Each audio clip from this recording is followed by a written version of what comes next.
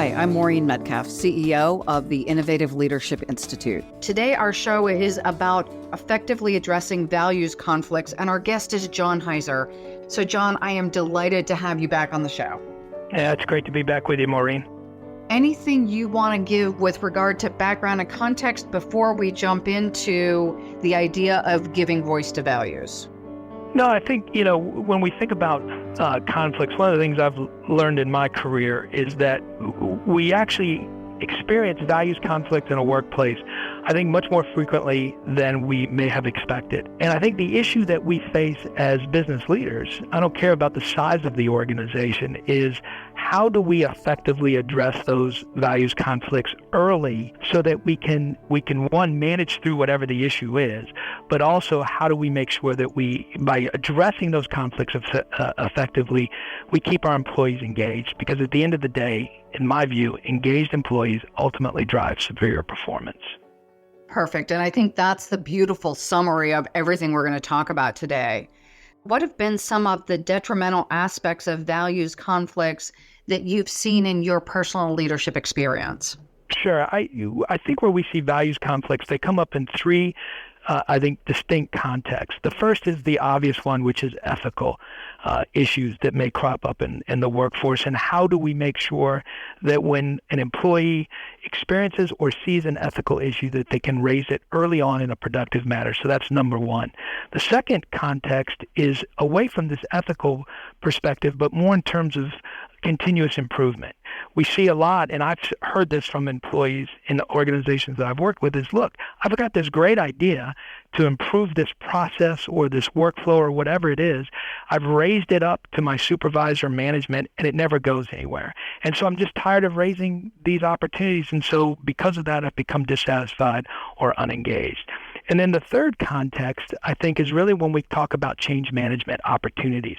I think one of the biggest reasons change management initiatives fail is because employees get concerned about how that change management initiative is affecting them personally.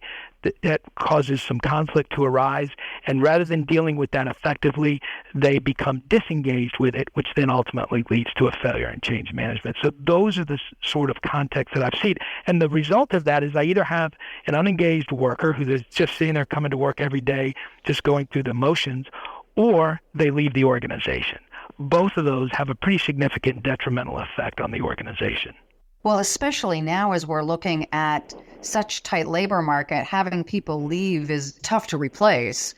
I facilitate a CEO forum, and last night, one of the conversations that seemed almost consistent across the group is we're turning customers away because we can't get enough of a trained workforce to deliver. So we're having record demand and inability on the labor side to get it all done. Exactly right, Maureen. I mean, as a CEO, one of our biggest things is how do we attract the best talent? How do we assimilate that talent into the organization? And third, how do we retain? Values plays a key component of each one of those aspects: attraction, assimilation, and retention. Let's shift then to this idea of giving voice to values. Can you describe the framework? What giving voice to values does, it allows us to work that muscle memory of when an ethical issue or a values conflict arises, we have this framework embedded in us to be able to address it then and productively. And so the way the framework works is it starts with this idea of whenever I have a values conflict, I usually think there's some risk involved to me personally or to the organization. So how do I evaluate what that means for me and for the organization so that I can at least understand how critical this is or how much of a conflict is going to arise as I bring it up. The second thing is it starts having me think about who do I need to make sure that I have engaged in this process to have a productive discussion. Is it just my supervisor? Do I need to have coworkers involved in this? And if I do, who do I need to have involved in that? The third aspect is I need to prepare for this discussion. In most ethical or values conflicts, we don't think about preparing for that discussion. It comes up in an instant and we try to address it in an instant, or we ignore it in an instant rather than thinking through, let me practice how I want to present this issue forward. So we do the practice. And then the fourth component of that is to get allies involved as well. I like to put it this way. If you're going to come to present to me as CEO some big initiative you have, some change management process you want to do, you're going to be going through all those steps. You're going to anticipate the risk of whether this works or doesn't work. You're going to anticipate my questions. What am I going to ask you about? What points are going to be important for me? You're going to practice that presentation, I can guarantee, so that when you come into that discussion with me, you're very prepared. And you've got your allies already engaged with you to help support that. That's what the framework does. So it gives you an effective way to address, which can be some difficult conversations to have. And it allows you to develop that muscle memory so that when you get into these situations, rather than just responding off the cuff, you can go back and kind of think methodically about how do I want to present this. Seems like foundational to that is I, as an individual, need to understand my values and be connected with them. It's not an exercise I do once and I stick it in a drawer. And the organization needs to be clear about its values. And these are heartfelt conversations. This isn't I go look at somebody's website and say, yeah, that looks like us too. That's exactly right. And the key is that alignment between your personal values and the organizational values. And where we get the most effective engagement and performance out of an organization is where those can be aligned as much as possible. And we know we have some universal values that apply. I don't care in what context you're in or what community you are in. And if we can make sure things like trust, things like respect, those transcend cultures, those transcend levels of responsibility. And so where we can align those two from an organizational perspective as well as an individual perspective, that's when we get the most engaged and superior performance of an organization. It sounds easy. It's not, but this is a framework that helps us get that alignment. John, when you took over as CEO of LabVantage, my assumption is you did some exercise like this, that you had your own personal values given your PhD work, and you validated those with the organization. Can you tell us a little bit about that process? Yeah, the first thing I did is I actually spent a lot of time talking first with my direct reports, and I asked a number of questions, and these kind of questions get to that values perspective. The first is, when we're at our best, what does that look like? And what should we continue to do to continue to drive that? The second one is, what do you think the organization needs to stop doing to make sure that we can succeed in that core strength that we're doing? The third is, what are you most afraid I'm going to do as the new CEO of the organization? The fourth question I asked was, what is the one thing you're hoping that I do? And then the fifth one that really, I think, sparked the dialogue in terms of values the most was, what's the purpose of this organization? And I asked that of my direct reports, but I also went out and asked that of the broader organization. And I sat with members both at the management level and then at the employee level and asked those same questions. And I think that really starts to get to the heart of the values that the organization has, as well as is that aligned with our personal values. Now, the other thing is I have 3 core values that we talked about at the organization. The first is performance, no excuses. We're values-driven, solutions-oriented.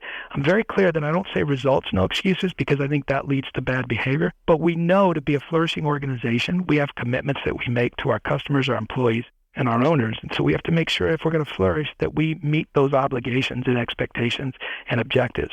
The second core value is everybody deserves special treatment. What I mean by that, and it goes right to the heart of what we're talking about, Maureen, is that we have to figure out a way to understand that you as a human being walk into to LabVantage or whatever your organization is. We cannot expect you to leave who you are at the door. It just doesn't work. So what we have to do is to figure out how do we align you and your values to that of the organization. And we do that through respect. We do that through understanding that we're not going to tell you to stop being who you are. We just have to make sure that your value system works with the values we're trying to create as an organization. And the third is business is a social institution. I truly believe that business has a perfect opportunity to maximize value for the firm, but also to create real value for society.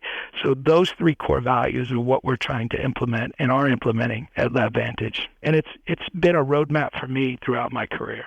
When you were at Magnetrol, I remember talking about your connecting with, I think it was autistic kids, yes, autistic adults, and building a workforce to handle call center work. So that value on being a social institution and integrating it into being a profitable business really played out beautifully. It seems like that has been consistent for your career. How is that playing out at LabVantage? We're still working that process through. The thing that we did at Maxwell wasn't actually a call center. It was actually finding jobs that were very rote. I was losing people because they either got burned out or they were making mistakes. And we found that people on the autism spectrum could come in and do that role extremely well. They don't make mistakes, and they're there every day. And the way their mind works, they can do that job very successfully. So we were looking at placing folks like that. We have opportunities like that here at LabVantage. We're looking at that as an opportunity. We're in some very diverse cultures, and part of that is we have an obligation to the communities in which we live, work, and operate. How do we make sure what we're doing in terms of the wages we pay, the opportunities and benefits that we provide our employees, meet that within the community? And then how do we help the community flourish as well where we're at? So we're looking at those opportunities. I've been at LabVantage about 10 months, and so we're still working through where those opportunities exist. But the beauty of that is we do have an organization that is already, and I have an ownership structure or group that values that core value. Back to the question about how did I get aligned with it, that was one of the big things that brought me to LabVantage, is that the ownership here at LabVantage believes in that as well. And so we're finding those types of opportunities right now. Thank you for sharing the social piece, because I assume some of our listeners' hair goes on end when we talk about maximizing social value. Right. But to me, it's got to be clear. It also, it's about maximizing the value of the firm. But if we can look strategically in how we align that with creating value for society, it may not be as hard as we think. And that's the point there. And I worked for a CEO early in my career who did this very effectively. It ended up really engaging the workforce. Can you share with our listeners more about the framework itself? You did a great job in the first segment about walking us through it. Walk us through how you've implemented it in a global context. At my previous company, we actually made a determination. Well, two things prompted me to do this. The first is when I became CEO, I went on a listening tour of the organization, and I kept hearing a lot of what I talked about at the beginning, that, John, we've had these great ideas, or I had this great idea to improve this process or, help the organization in this respect. And I just felt like I wasn't being heard, so I decided I'm just not going to engage anymore on it. And then the second thing was, we were going through some change initiatives that were transforming the organization. And so my sense was there were some value conflicts coming up from that. And so I needed a framework to address both those contexts. So for me, while the ethics piece is the easy one to say, look, we need to have something like a giving voice to values, the beauty for me of giving voice to values is the broader context in terms of, how do we make sure that we're doing change initiatives, that we're addressing conflicts. I had become exposed to giving voice to values as part of my PhD program. And so I worked with Mary Gentili, who is the founder of Giving Voice to Values and is a professor at the at Darden School of Business at the University of Virginia. And I had her come in and train our executive team on giving voice to values. Now, at the time, the organization was based in the U.S., and it's a manufacturing company, so I had office and factory workers that were involved throughout the organization. So we were based in the Chicago area, and we had significant manufacturing facilities in Belgium and in China. In my view, if we were going to do this effectively, we needed to roll out giving voice to values to the entire organization. And so in working with Mary Gentili, what we did was we did a two-pronged approach. The first was an online cohort-based framework that exposed people to the framework of giving voice to values. Again, it was a cohort-based online training group facility with 7 manuals that you would go through. And the beauty of that is it exposed you to giving voice to values, the framework, without making it company specific. And I thought that was important to start to build the trust around why are we doing this and get people familiar with it without being either afraid or discouraged about participating if we made it too company specific.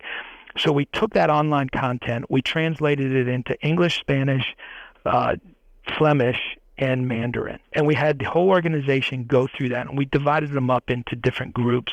And then in some cases, we mixed management with employees. In some cases, we did just manufacturing, just office, and in some cases, we combined those groups as well. And if we have time, I can get into why we did that, but it was interesting. And so we went through that, the online training. And then I, as CEO of the company, went out to every single organization and took things that I had seen coming through the online content, because since it was a cohort based, there was a lot of discussion back and forth. And I took the framework and I made it more company specific. And so I did the exact same training program in the US. I then went to Europe and did it. And then I went to China and did it. And we just walked through each component of the framework. We allowed people to talk about how it applied to the organization.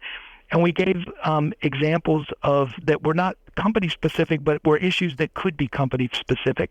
And we had them practice how they would approach it. And the beauty of this is, again, we did it in each location, including China, where everything was done in Mandarin. I was blessed with the fact that we had an instructor who was well-versed in giving voice to values and was able to do it. And I have a funny example of how that worked in China that I'll share with you in a minute. But the beauty of this is I was able to actually get really good data about who participated, how it was participated, how the participation went, who were the influencers within that, so that when I got into the live version, I could hone in on some areas that I wanted to make sure we did. The China example I wanted to share was, and this is verbatim what happened.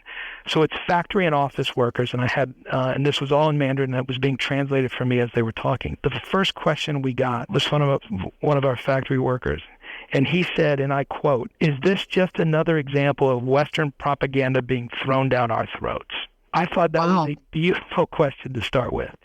And luckily, I had a facilitator who was able to address that right off the bat. He said, number one, President Xi has got a big initiative going on about how do we become more ethical and address ethical issues within China. So it's consistent with that. Number two, we have universal values that matter to all of us: trust, respect.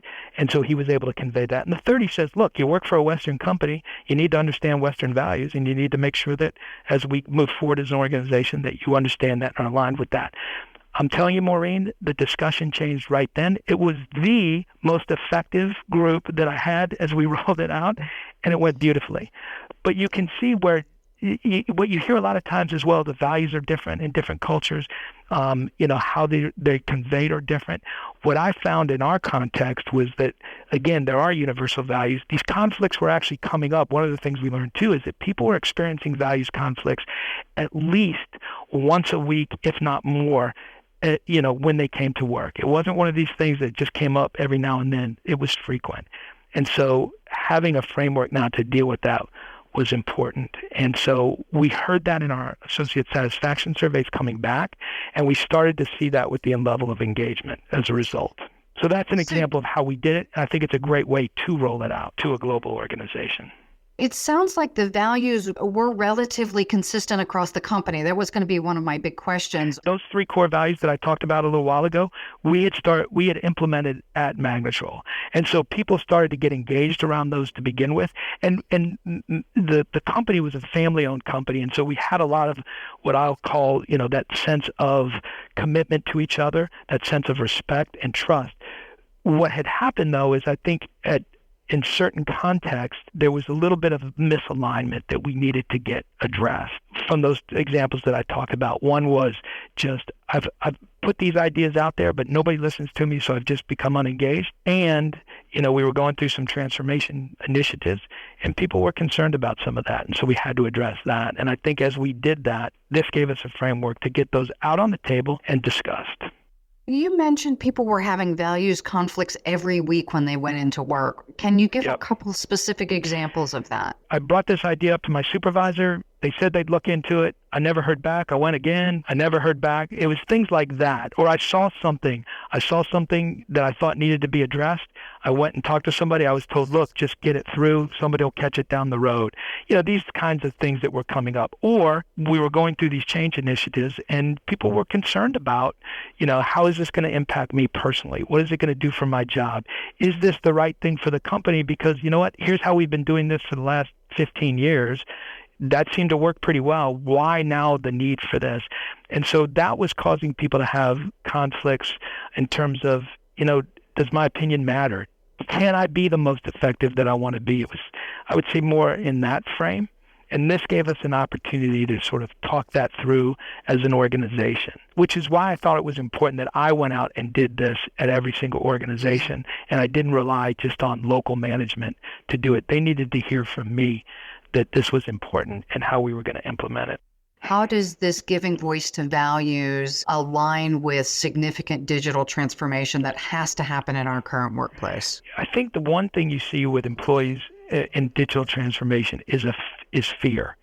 Fear that I'm going to have enough work, fear that you're going to outsource my job, fear that I'm not going to be able to understand where you're going with this. And so am I going to be able to keep up? And to me, what fear ultimately goes to is two things. One is trust. Do I trust that you're doing the right thing for me and the organization? Do I have trust that if I do have an issue, you will listen to me and help me work through it? And that, again, drives loyalty. I think the other thing it does is respect. Do you respect me as an individual? Do I respect you as an individual in an organization? How do we make sure that stays aligned during the process of taking something that I've done for many years and now you're using digital technology to make that more effective, efficient, or whatever?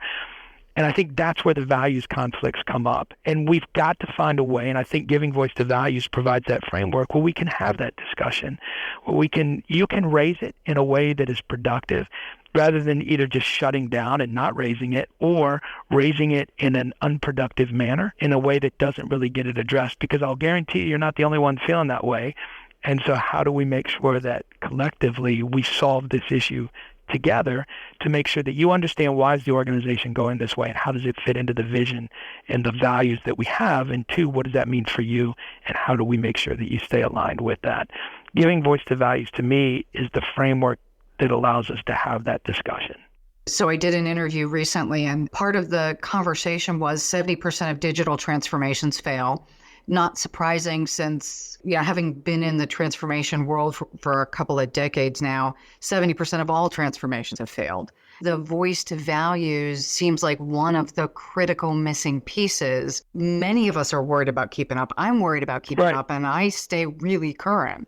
My job is going to change, no doubt. But what does that mean for my daily life and things that I define myself by? Will a robot or a machine do that? What's my value going to be going forward? Am I going to be a greeter at Walmart?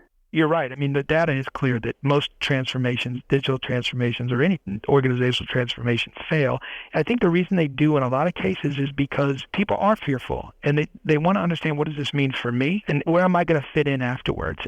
Two things usually happen. Either I'm afraid to raise that because I'm going to be viewed as disgruntled or not on board or somehow, a negative employee, or I'm going to try to present it, but I don't know how to do that in a way that articulates my point that we can now have that discussion. And so I think what giving voice to values does is it allows for that trust to come through, because I understand that if I raise this, people are going to listen and they're going to hopefully come back. And it may not ultimately be exactly what I want to hear, but at least I know I have been heard, right? Because that's usually the issue, is I don't feel like I've been heard. And so giving voice to values is that framework. Now, hopefully we'll talk about in a few minutes, what are the things that I've learned also as we've implemented this? What are some of the things that I think are critical to make sure that that happens? Because we've talked a lot about how do I raise the discussion and how do I make it productive, but there's components to that in terms of the receiver that I think is important, that if this is going to be successful, we have to make sure that we're doing.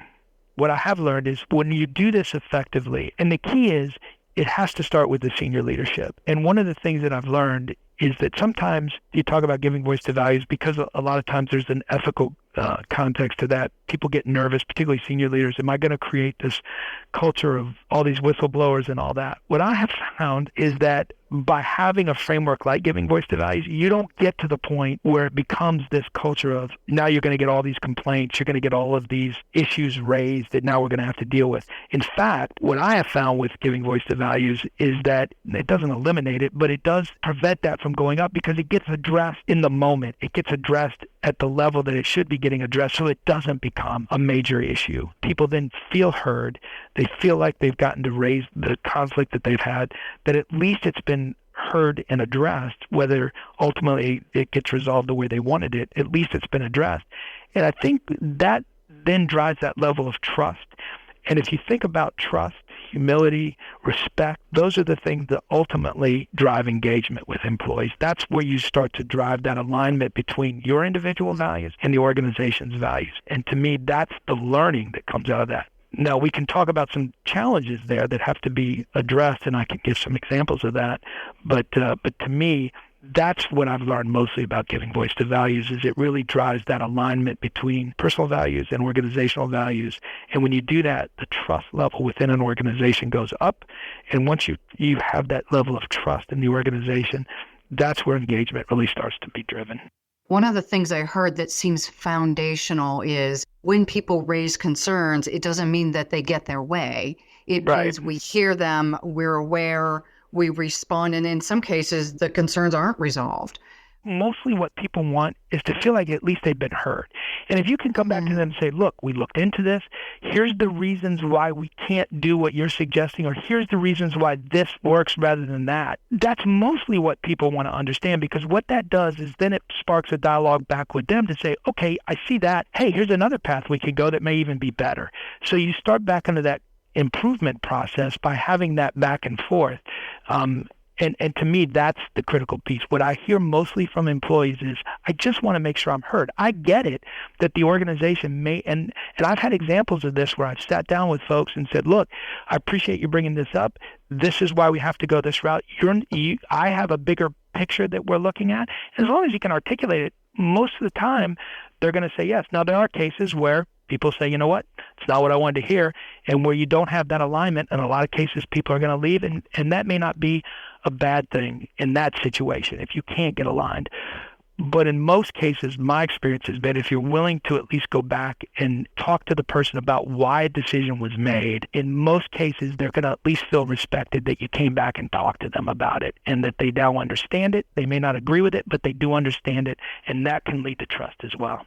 Can you talk about some of the challenges you either faced at Magatrol or at LabVantage in implementing this, and what can our listeners anticipate and proactively address?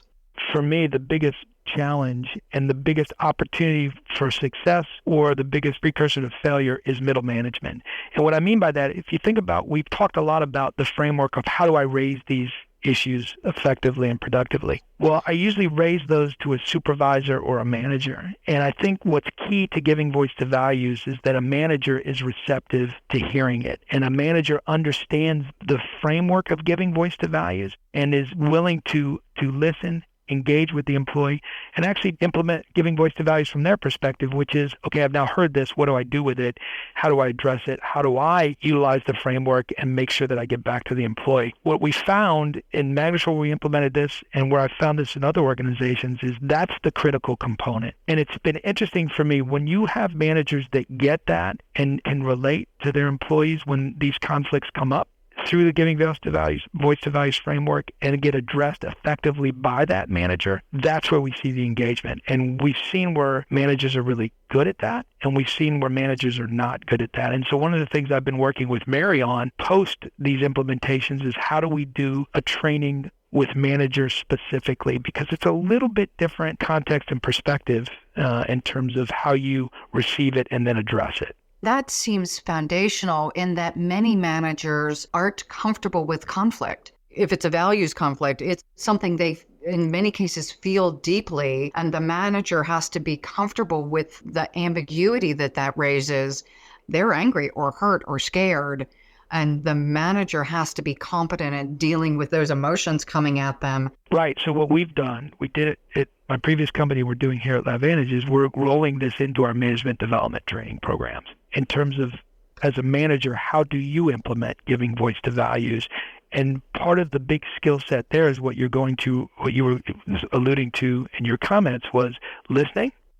And that's where humility and empathy and those, what I'll call soft skills, although I hate that phrase, come into play and are critical for managers to be successful. So humility, compassion, empathy become important components if we're going to actually do giving voice to values. And some people say, well, does that diminish my role as a manager? I would argue the opposite. I think it actually makes you more effective and actually a better manager. And what I've seen personally is when we have managers that are effective at that, they really do better in their role. They're more successful in their role because their team supports them, and their teams rally with them. And again, from a performance perspective, we see that go up. So we've started dialing giving voice to values from a manager's perspective into our management development program. This is where my work kind of intersects, I think. The idea that we are innovating or updating our mindsets about what does good leadership and management look like. And we are turning what was conventionally seen as good, as our society evolves, that becomes table stakes. And now I need to do that and add humility and the ability to collaborate innately and understand something like a values conflict and think through how does that ripple through the system. So what we're suggesting is we need to get away from that transactional relationship with our employees and get to a more aligned engagement with our employees. And what we have found is that managers and supervisors who can do that and do it effectively are usually your best and most productive managers as well as departments. And so that's an area we've started to really focus in on from a skill set standpoint in our management development program, because I think, as you point out, those skill sets are actually becoming more important. And the work, back to your talent piece, what I'm finding is the talent that we're now going after and trying to attract, assimilate, and retain are demanding that type of manager or leader. So people can argue with me about that. The other thing that we're learning on this too, Maureen, that goes right to that point, is reframing that discussion. As you point out or allude to, these discussions can go negative pretty quickly. And so what we're teaching our managers is how do you reframe the discussion into a more either positive or at least in terms of a more interactive engagement rather than just, you're wrong or here's all the reasons that doesn't work or whatever. It teaches us to reframe that in a way that is more receptive and can be dealt with productively rather than going negative. If I feel like my values are at risk, especially as a young employee who just doesn't have much skill in this space yet, I'm either scared, angry, hurt. How do I practice this conversation before I go in and blast the boss? I've been on the side of the thought partner with the boss when someone will come into my office, a C-level exec, and say, what the heck just happened? Does that guy think that's a good idea? And it was not that the idea was bad. The presentation was so noxious that the employees started to look like a problem.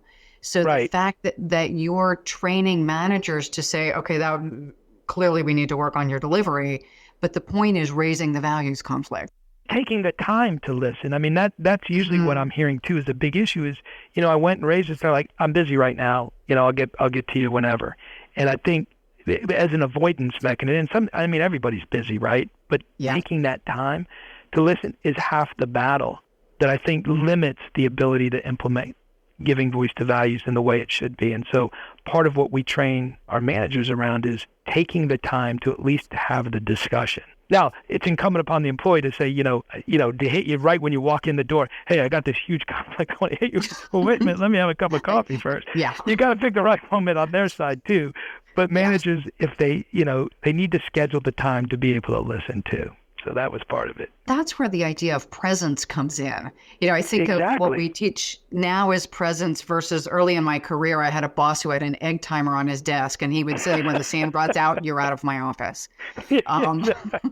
Complete lack of, if it's a complex issue, I might need longer than that sand gives me.